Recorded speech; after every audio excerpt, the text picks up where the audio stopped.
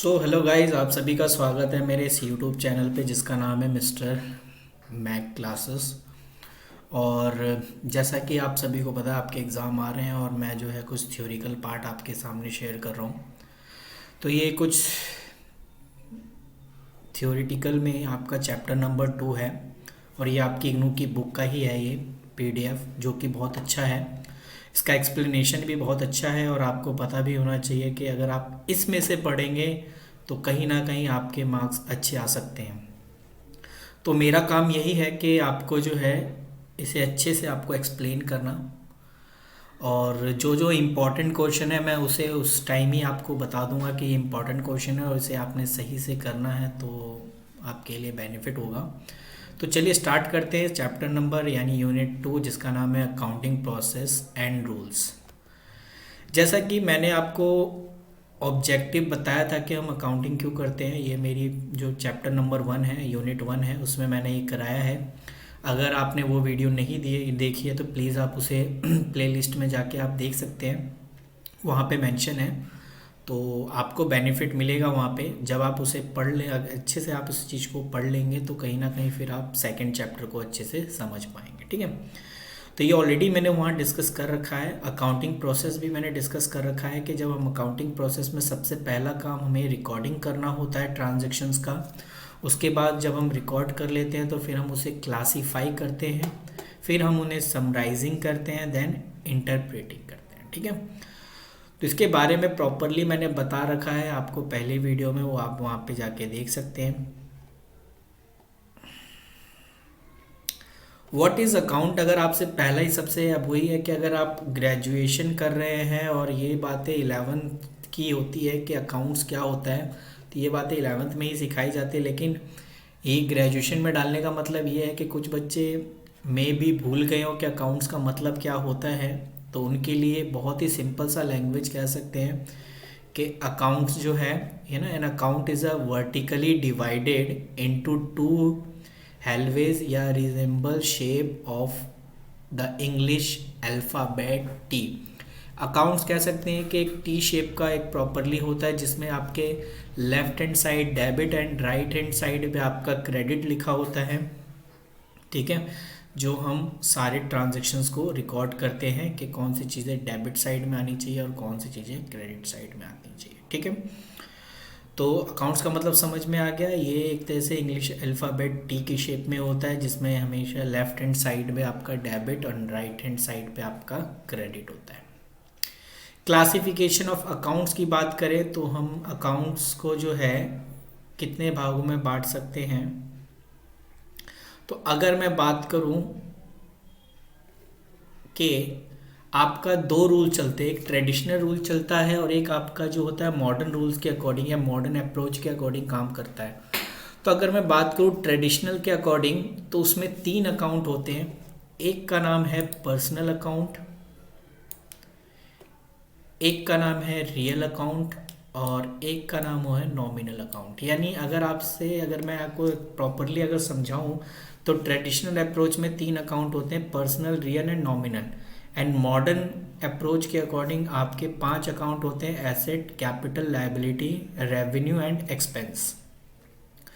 तो अगर one by one अगर सिर्फ मैं इन तीनों के बारे में बात करें, क्योंकि यहाँ पर सिर्फ इन तीनों के बारे में बात कर रखा है, तो पर्सनल अकाउंट जो होता है वो शो करता है किसी पर्सन के रिगार्डिंग। ठीक है, अब इस पर्सन में डेफिनेशन में सिर्फ इंसानों को नहीं शामिल किया गया है, क्योंकि आपको ये पता होना चाहिए है कंपनी भी जो है एक तरीके का पर्सन होता है। ठीक है, तो पर्सनल अकाउंट में हम इसमें कौन कौन सी है लिखा है, personal account also include account in the name of institution company called artificial person. क्योंकि पर्सनल अकाउंट में हम किसी पर्सन को डिनोट करते हैं कि कोई व्यक्ति जिसका नाम कोई भी नाम जैसे राम, मोहन, शोन वगैरह वगैरह, यानी नेचुरल पर्सन के साथ साथ हम इंस्टीट्यूट और कंपनी को भी जो है एक पर्सन मानते हैं, इसीलिए इसे पर्सनल अकाउंट में शो किया जाता है। ठीक है, तो ये जितने भी हैं आपके नाम, कंपनीज के नाम, ये सारे जो है पर्सनल अकाउंट में शो होते हैं।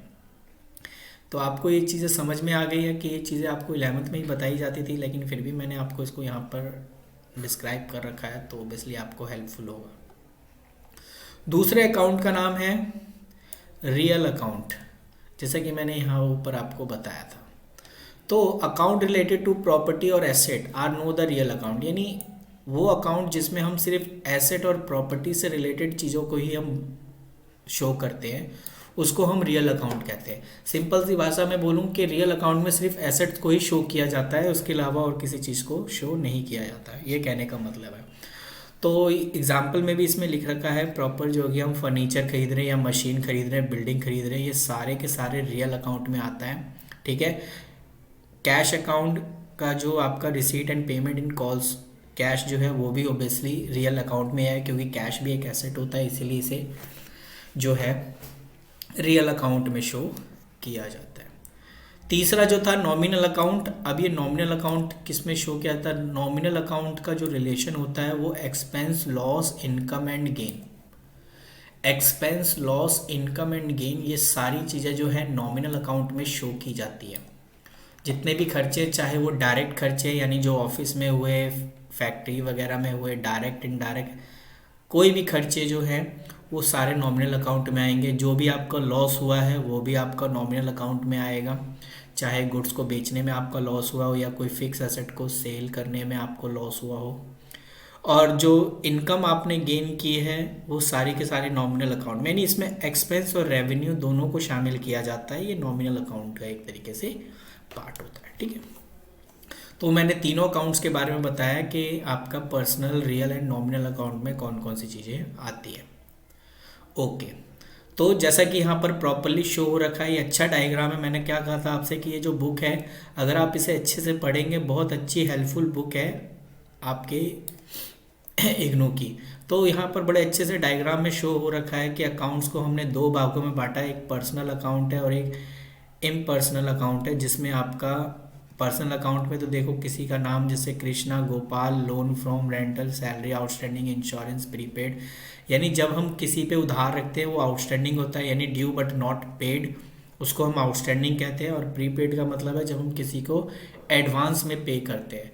तो जब हम किसी को एडवांस में पे करेंगे तो वो भी एक तरीके से पर्सनल अकाउंट में शो किया जाएगा। और जब हम किसी को पे नहीं कर पाते, जिसको हम आउटस्टैंडिंग वर्ड यूज़ करते हैं, वो आपका पर्सनल अकाउंट में आ जाएगा। ठीक है। तो पर्सनल अकाउंट में जो चीज़ें आती है वो प्रॉपरली एक लिस्ट में लिखी हुई है। और जिसमें आपका रियल एंड नॉमिनल अकाउंट है, रियल में देखिए जितनी भी एसेट्स है वो रियल में शो हो रखी हैं, चाहे वो फर्नीचर है, बिल्डिंग है, मशीनरी है, व्हीकल्स है एंड कैश है। एंड नॉमिनल अकाउंट में जो है हमने क्या क्या शो कर रखा है?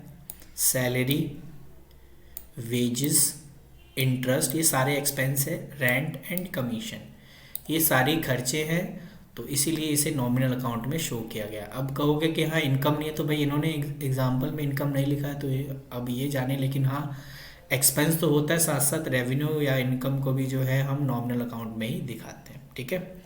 ये कुछ ट्रू एंड फॉल्स पे क्वेश्चंस हैं, और आप चाहो तो जैसा मैंने अभी आपको समझाया, तो एक बार आप इसको ढंग से देख सकते हो। ठीक है ना, कि ये सही है या नहीं। नेम ऑफ अकाउंट, अब इसमें लिखा है नेम ऑफ अकाउंट, और साथ साथ आपको इसको क्लासीफाई करना है कि कौन से अकाउंट्स, जैसे बैंक है, इसे कौन से इसमें डालेंगे, तो इसका प्रॉपरली यहाँ दे रखा है। तो आप चाहो तो इसमें आप अपनी तरफ से सॉल्व कर सकते हो। एग्ज़ाम के पॉइंट ऑफ व्यू से इतना ज़्यादा इंपॉर्टेंट नहीं है, मैं सिर्फ आपको बेसिक करा रहा था जो आपको करना था। अगला 2.5 है प्रिंसिपल ऑफ डबल एंट्री। ये थोड़ा सा आपका इम्पॉर्टेंट बन जाता है एग्ज़ाम के पॉइंट ऑफ व्यू से, कि कुछ प्रिंसिपल्स होते हैं जब हम डबल एंट्री बुक कीपिंग करते हैं, जिन्हें हमें फॉलो करना पड़ता है। और अगर हम इन्हें फॉलो ना करें तो कहीं ना कहीं गड़बड़ आ जाती है। तो इसीलिए कुछ प्रिंसिपल्स हैं जिनको हमें फॉलो करना पड़ता है, और वो कौन कौन से हैं एक बार देख लेते हैं। अगर मेंशन हो रखा है तो अच्छी बात है।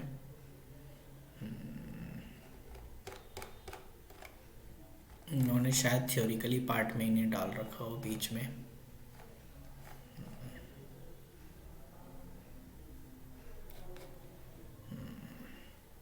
इतना ज़्यादा इसमें नहीं दिया हुआ है, कोई बात नहीं, छोड़ो इसे।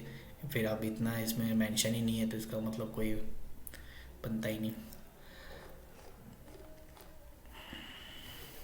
अकाउंटिंग रूल की बात करें तो पर्सनल अकाउंट का जो रूल होता है वो होता है डेबिट द रिसीवर एंड जो है ना, debit the receiver credit the giver. तो इसमें लिखा है the account of a person receiving the benefit called receiver, ठीक है, and debited the account of the person given benefit and transaction to the credit. मतलब कह सकते हैं कि पर्सनल अकाउंट का जो रूल होता है debit the receiver and credit the giver, यानी जो इंसान को पैसा मिला, जिसने रिसीव किया, उसको हम डेबिट कर देंगे और जिसने पे किया है उसको क्रेडिट कर देंगे। ये इस रूल के अकॉर्डिंग है। तो पर्सन की बात कर रहा है कि अगर किसी पर्सन को कोई चीज़ रिसीव हो रही है तो उस पर्सन को डेबिट करो, अगर कोई पर्सन कोई पेमेंट कर रहा है तो उसको आपने क्रेडिट करना है। रियल अकाउंट का रूल कहता है what's come in debit and what's goes out credit. ये रूल है, आप इसे आप चाहो तो लिख सकते हो। इसमें भी उस तरीके से ही लिखा है कि when an asset is coming into the business in transaction of the asset is debited, छोड़ो, बट आपने याद रखना है क्या, what come in debit and what goes out credit. Nominal account का रूल क्या कहता है, नॉमिनल अकाउंट में कहता है कि व्हेन एक्सपेंस इन इनकर्ड और लॉस सफर ऑन अकाउंट, यानी जितने भी एक्सपेंस है, जितने भी एक्सपेंस रेवेन्यू है वो सारे नॉमिनल अकाउंट्स के पार्ट है, बात खत्म। तो जितने भी एक्सपेंस है सारे डेबिट होंगे और जितने भी रेवेन्यू गेन है वो क्रेडिट होंगे, ये सिंपल सा है। तो इसको एक प्रॉपरली लिख रखा है, debit the receiver credit the giver, जो मैं अभी आपको ऊपर बता रहा था। एंड रियल अकाउंट में what's come in debit and what goes out credit.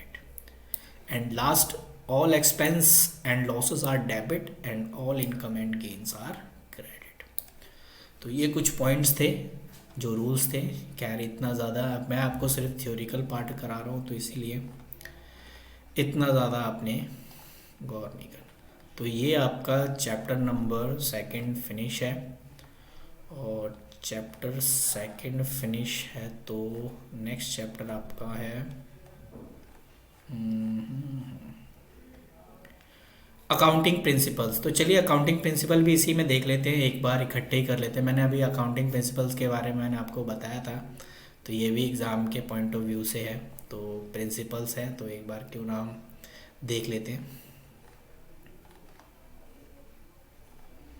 उनके प्रिंसिपल्स को, जो कि एग्ज़ाम के पॉइंट ऑफ व्यू से इम्पॉर्टेंट है। अच्छा, कुछ पॉइंट्स हैं यहाँ पर, मैं इस कुछ पॉइंट्स को मैं यहाँ पे डिस्कस कर लूँ कि एंटिटी क्या होता है। एंटिटी द वर्ड ऑफ, ये कह सकते हैं the word entity literally mean thing that the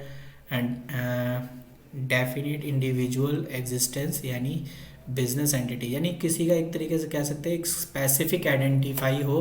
कि अगर मैं कहता हूँ खन्ना ज्वेलर्स तो इसका मतलब वो एक आइडेंटिफाई कर रहा है कि ये एक ज्वेलर्स की शॉप है, यानी एक आइडेंटिटी शो कर रहा है, ठीक है ना। प्रकाश पाइप्स लिमिटेड, यानी वो भी एक एंटिटी, एक पहचान शो कर रहा है कि जो प्रकाश लिमिटेड कंपनी एक पाइप का मैन्युफैक्चर्स वगैरह जो भी है करती है। इवेंट ऑफ ट्रांजैक्शन, यानी कंपनी में जो भी लेन देन हो रही है उसको इवेंट या ट्रांजैक्शंस कहते हैं, ठीक है।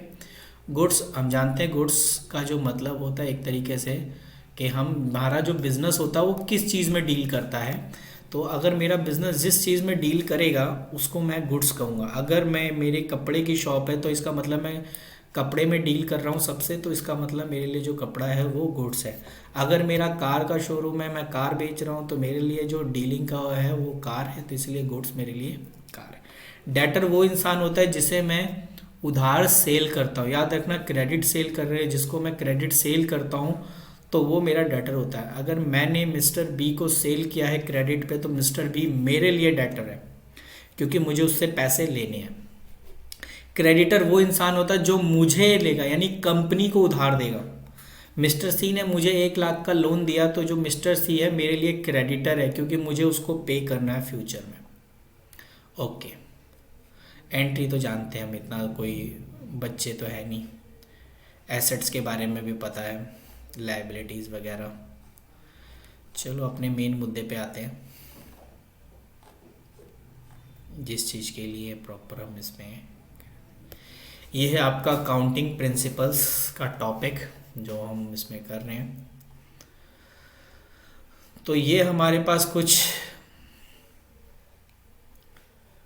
कॉन्सेप्ट है, अकाउंटिंग कॉन्सेप्ट कह लो कि concept to be observe at the recording stage, यानी business entity concept, money measurement concept, objective evidence concept, historical record concept, cost concept and dual aspect concept. और इस तरफ है कॉन्सेप्ट और to be observe at the reporting stage. यहाँ ये वाला point बता रहा है रिकॉर्डिंग, कि आप जो रिकॉर्डिंग कर रहे हो, और ये बता रहा है रिपोर्टिंग, यानी आपका सब कुछ रिकॉर्ड हो चुका है, देन अब आपको जो है उन्हें रिप्रेजेंट करना है। ठीक है, चलिए देखते हैं वन बाय वन। अगर मैं concept to be observe at the recording stage की बात करूं, तो पहला कॉन्सेप्ट आता है business entity concept. Business entity concept का एक सिंपल सा मैं आपको लॉजिक समझा दूं क्या कहता है। बिजनेस एंटिटी कॉन्सेप्ट का मतलब होता है कि जब किसी इंसान ने कोई बिजनेस स्टार्ट किया है तो उस टाइम जिसने उसे स्टार्ट किया है वो पर्सन अलग है, और जो कंपनी ओपन किया है वो चीज़ अलग है। मैं आपको ऐसे एग्जांपल दे दूं कि अगर अंबानी साहब ने जियो को खड़ा किया है, जियो कंपनी को एक डेवलप किया है या स्टैब्लिश किया है, तो जियो कंपनी अलग है और वो अंबानी साहब अलग हैं। ये नहीं कह सकते कि वो जियो जो है अंबानी है, नहीं। मैंने क्या कहा, कंपनी जो होती है एक आर्टिफिशियल पर्सन होती है जिसको किसी इंसान ने, नेचुरल पर्सन ने बनाया है।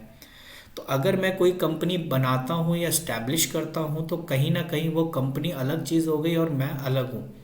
अगर कोई कंपनी में काम करता है तो कंपनी ही उसे सैलरी देगी, ना कि मैं दूँ। हाँ, मैं कंपनी के बिहाफ पे सैलरी दे रहा हूँ लेकिन मैं कंपनी नहीं हूँ। तो ये इस कॉन्सेप्ट का मतलब यही होता है।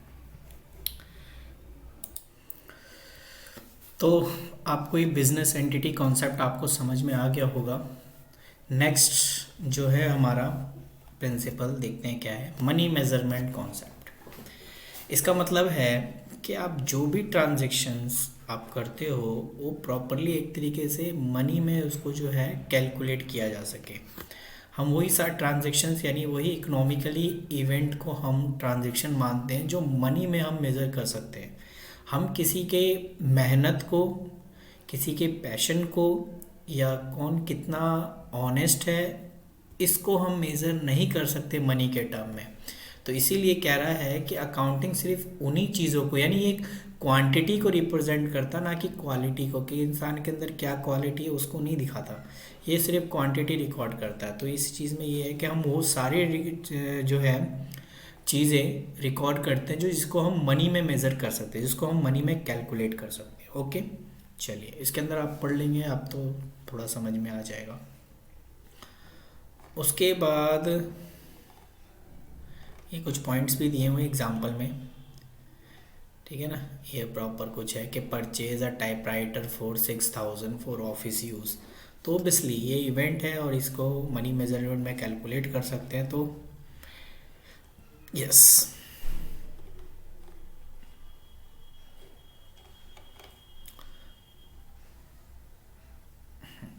ये पॉइंट हो गया। हिस्टोरिकल रिकॉर्ड कॉन्सेप्ट, इसका मतलब है हम जो भी ट्रांजैक्शंस रिकॉर्ड करते हैं सॉरी, हम जो है हिस्टोरिकली रिकॉर्ड करते हैं। यानी अगर सपोज करो मैंने 2 साल पहले अगर कोई मशीन खरीदी है तो वही वैल्यू मैं आगे भी चलाता रहूँगा कि भाई मैंने 2 साल पहले अगर 2 लाख की कोई मशीन खरीदी तो आज भी मैं उसे 2 लाख में ही दिखाऊंगा। ये एक दिक्कत होती है हिस्टोरिकली। तो ये है इसमें पर्पस। तो इसमें कह रहा है, you know that after the identify the transaction and measuring them in a term of money we record them in the book of account according to his historical record concept है। We record only those transaction which have actually taken place, not those which may not take a place. जैसे future transactions को हम नहीं show करेंगे, हम वही transactions को show करेंगे जो हमने ऑलरेडी पहले रिकॉर्ड कर रखा है। ठीक है, ओके।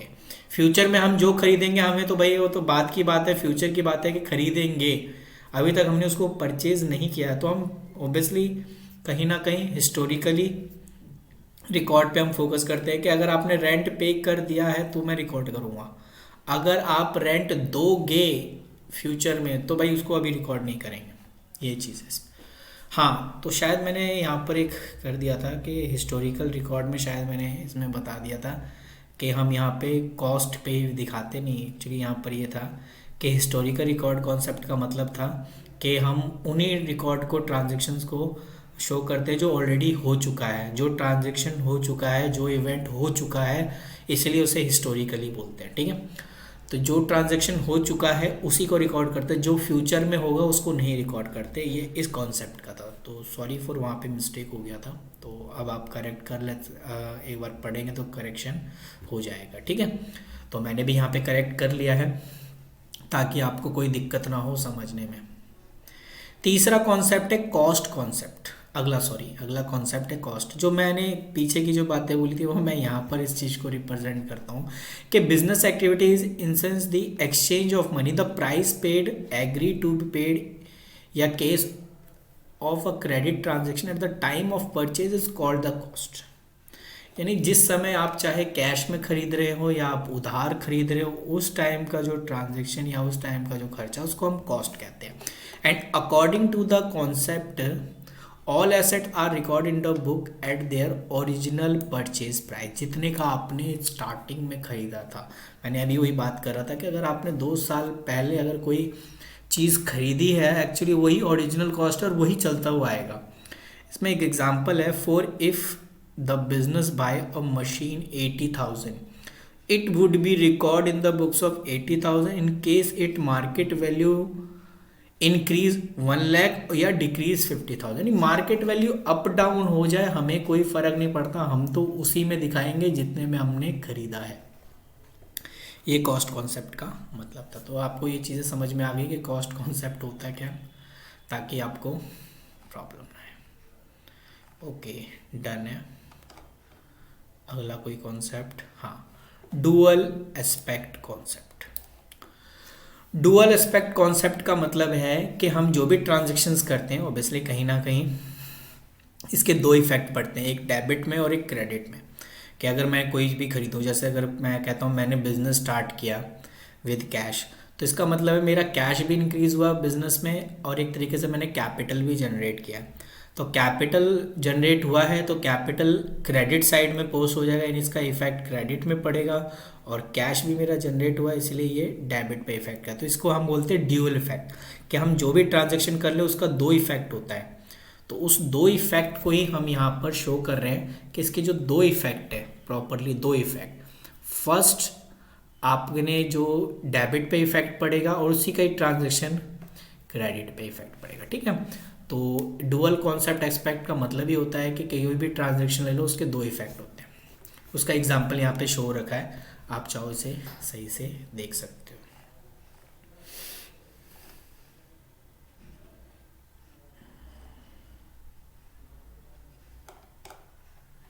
ये शो हो रखा है जैसे कि mister Gyanchand started business with cash 50,000।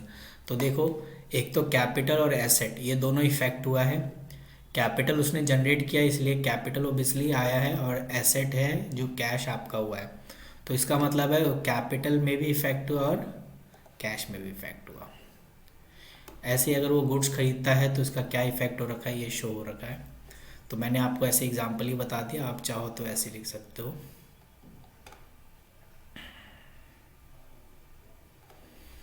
तो ये कुछ पॉइंट्स थे जो आपके प्रिंसिपल से रिलेटेड थे। ठीक है, ये दूसरा कॉन्सेप्ट है जो हम रिपोर्टिंग स्टेज पे फॉलो करते हैं। वो रिकॉर्डिंग प्रिंसिपल था कि हम जब रिकॉर्ड करते हैं ट्रांजैक्शन को तो हमें किस तरीके से रिकॉर्ड करना है, वो कॉन्सेप्ट था। अब ये है कि जब हम एक रिपोर्ट तैयार करते हैं तो उस समय हमें क्या क्या ध्यान में रखना पड़ता है। यानी रिकॉर्ड हो चुका है, अब बस जो हमारे पास रिपोर्ट है उसको हम किस तरीके से रिप्रेजेंट करते हैं। तो इसमें भी आपका जो है गोइंग कंसर्न कॉन्सेप्ट है, अकाउंटिंग पीरियड कॉन्सेप्ट है, मैचिंग कॉन्सेप्ट है। ठीक है, ये 3 अगर आप पढ़ लो यही बहुत है, इसमें आपको ज़्यादा। गोइंग कंसर्न कॉन्सेप्ट का मतलब यही होता है कि आप रिपोर्ट देखकर ये पता लगा सकते हो कि कंपनी को कितना प्रॉफिट हो रहा है और कितना लॉस हो रहा है। उसी के बिहाफ पे आप जो है डिसीजन ले सकते हो कि आपको और कितना इन्वेस्ट करने की ज़रूरत है, या बिज़नेस को और बड़ा करने की ज़रूरत है, या छोटा करने की, या बंद करने की। तो ये बताता है गोइंग कॉन्सेंट कॉन्सेप्ट, यही बताता है कि जब आप रिपोर्ट को देखते हो तो इसलिए उसमें ये पता चल जाता है कि कंपनी के पास कितनी एसेट्स पड़ी है, कितनी लाइबिलिटीज़ पड़ी है, और उसको वो किस तरीके से इस्तेमाल में ला रहा है। ठीक है ना। तो यही सारी चीज़ें जो होती है वो इसी के बिहाफ पे वो फोरकास्ट करता है फ्यूचर का, कि हमें फ्यूचर में और क्या करने की संभावना है, क्या हमें एक बड़ा कदम उठाएं या ना उठाएं, ये सारी चीज़ें आइडेंटिफाई की जाती है ऑब्वियसली इसमें। ठीक है। ओके। तो ये पता चलता है जब हम लॉस या प्रॉफिट वगैरह देखते हैं उस बिहाफ पे। कंपनी की पोजीशन ऑब्वियसली प्रॉफिट और लॉस पे ही पता चल जाती है कि अगर कंपनी 3 साल से प्रॉफिट बूम हो रहा है, यानी उसकी मार्केट अच्छी खासी मार्केट पकड़ बन रखी है, तो ऑब्वियसली वो अपना बिजनेस बड़ा करने की कोशिश कहीं ना कहीं करेगा। ठीक है। अकाउंटिंग पीरियड कॉन्सेप्ट का मतलब है आप जो भी ट्रांजेक्शन्स करते हैं या जो भी आप प्रॉफिट लॉस निकालते हैं उसका एक पीरियड होना चाहिए, एक फिक्स टाइम होना चाहिए। जैसे मैंने कहा कि हमारे पास दो होते हैं, एक कैलेंडर ईयर होता है और एक अकाउंटिंग ईयर होता है। तो कैलेंडर ईयर जो होता है वो 1 जनवरी से लेके 31 दिसंबर तक का होता है, और वही फाइनेंशियल ईयर 1 अप्रैल से लेके 31 मार्च। तो इनमें 12 महीने का ही ऑब्वियसली होता है। तो एक हमें जो है अकाउंटिंग पीरियड कॉन्सेप्ट का मतलब यही है कि हम जब बिजनेस स्टार्ट कर रहे हैं तो हमें एक साल देखना है कि एक साल में हमने कितना ग्रो किया। हमने एक टाइम पीरियड सेट कर दिया कि 1 साल इनफ है, ओके बहुत है। तो 1 साल के अंदर हमने जो भी ट्रांजेक्शन किया, जो भी काम वाम किया है, उसको हमें शो करना होता है, उसी के बिहाफ पे हमें जजमेंट लेना होता है। ये अकाउंटिंग कॉन्सेप्ट के रिगार्डिंग है। मैचिंग कॉन्सेप्ट जो है वो रेवेन्यू और एक्सपेंडिचर के उस पे बिहाफ पर काम करता है। ठीक है ना। मैचिंग कॉन्सेप्ट के हमारे कितने हमने सेल किया और कितना हमारा खर्चा, देन मैचिंग कॉन्सेप्ट इसी से है कि उस साल हमने कितना रेवेन्यू कमाया और कितना हमारे पास एक्सपेंस इनकर्ड हुआ। तो ये इसमें कहता है।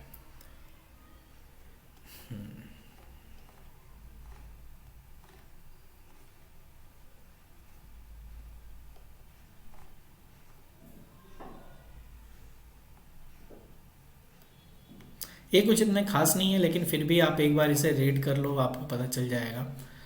मुझे बस सिर्फ इतनी ही बताना था कि इसमें आपका जो इम्पोर्टेंट चीज़ था आप उतना भी लिख लोगे एग्ज़ाम के पॉइंट ऑफ व्यू से। अगर पूछ ले प्रिंसिपल्स तो ठीक है, अदरवाइज़ कोई दिक्कत नहीं। हम बच्चे ज़्यादातर न्यूमेरिकल्स पे फोकस करते हैं, और जैसे ही मेरा थियोरिकल पार्ट ख़त्म हो जाएगा तो मैं न्यूमेरिकल्स पे फोकस करूँगा। आपको न्यूमेरिकल्स के कुछ क्वेश्चंस वगैरह कराऊंगा कि कैसे न्यूमेरिकल्स के क्वेश्चन किए जाते हैं, चाहे वो ब्रांचेस के हो, चाहे वो डेप्रिसिएशन के हो, वो सारी चीज़ें हम इसमें करेंगे। तो 1 बाय 1 करके। ठीक है। तो आज की वीडियो इस थियोरिकल चैप्टर 2 और 3 शायद ख़त्म हो चुका है। इसके बाद भी है कुछ, एक बार चेक कर लेते हैं। अगर कुछ हुआ इसके बाद तो एक क्लास और इसकी लगेगी, अदरवाइज़ लगभग ये चैप्टर आपका ख़त्म हो जाएगा। ठीक है। अकाउंटिंग स्टैंडर्ड चैप्टर 4 है, अकाउंटिंग स्टैंडर्ड। तो चलिए एक क्लास और इसकी हो जाएगी जिसमें मैं आपको अकाउंटिंग स्टैंडर्ड के रिगार्डिंग जो है बता दूंगा कि इसमें क्या क्या चीज़ें हमें पढ़नी है और क्या चीज़ें नहीं पढ़नी है। तो अगली वीडियो में मैं इसी पे बना के, ये यूनिट्स हमारा ख़त्म हो जाएगा, और यूनिट्स के साथ साथ ये बुक ख़त्म हो जाएगी। जो नेक्स्ट बुक होगी वो प्रैक्टिकल वाली बुक होगी, तो थियोरिकली था, तो इसीलिए मुझे ये ख़त्म कराना था। तो खैर, आपको अगर ये वीडियो पसंद आई है और आपके लिए बेनिफिट है, आपकी बुक ही जो आपको इग्नू से प्रोवाइड हो रही है और आपको ज़रा सा भी इससे बेनिफिट हो रहा है, तो प्लीज़ आप अपने दोस्तों में ज़रूर इसे शेयर करें।